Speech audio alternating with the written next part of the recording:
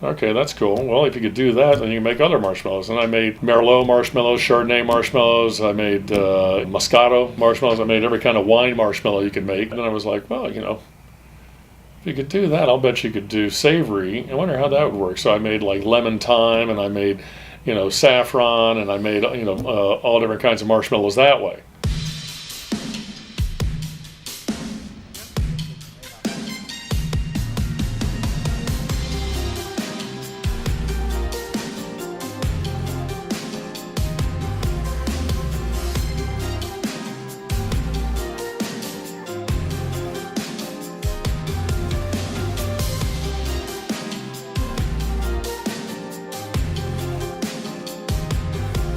Made from Scratch has made its reputation because we take traditional items and we just give them that little twist where people don't expect it, or it's displayed in a different fashion, or it just has a little bit different ingredient in it, where it's a little different take on a traditional recipe, whatever that may be. I'm just endlessly curious about food.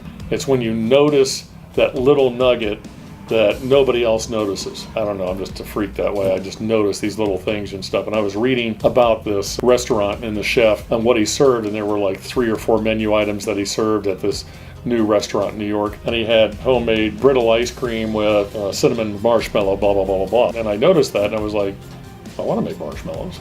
I'm going to make marshmallows. So I went home and got out my mixer and things and did it up, and boom, I made your regular marshmallow. Well, then I realized that you could flavor the marshmallow any way you want it. Man, so I made strawberry marshmallows, lemon marshmallows, chocolate marshmallows, raspberry marshmallows. I made every kind of flavor of marshmallow that you could make. And I was like, wow, well, s'mores is really popular. And this was probably 5-6 years ago when s'mores just started hitting the marketplace. And I said, what we ought to do is we ought to have a s'more station for made from scratch. We need to let the customer, our guests, put it on a stick, and they got to roast their own marshmallow, right? Well, how do I do that out in the field? And how do I do that for 200 or 300? But it's got to be safe. So I designed a marshmallow burner that's 6 foot long, V-shaped.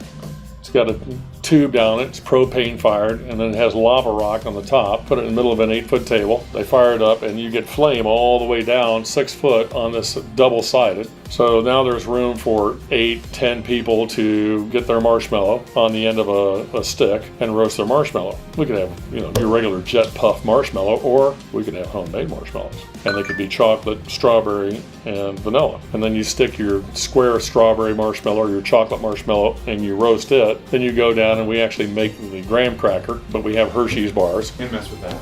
Yeah, you put your graham cracker on there, you put your chocolate or your strawberry marshmallow in there, and you have the made from scratch s'mores experience. Now, nobody else has that because, nobody else is making homemade marshmallows, and I'm the only one that made the 6-foot burner.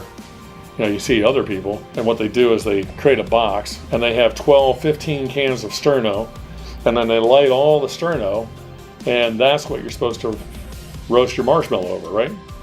Well, do you know the chemicals that come off a sterno when it burns? It'd be like roasting your marshmallow over a can of gasoline. That's why you hire a caterer with experience. So you don't have to suffer somebody trying to be a caterer, or trying to convey a s'more station, or trying to do the things you do. Why would you want to try? Why wouldn't you just do and hire the people that can do it the right way?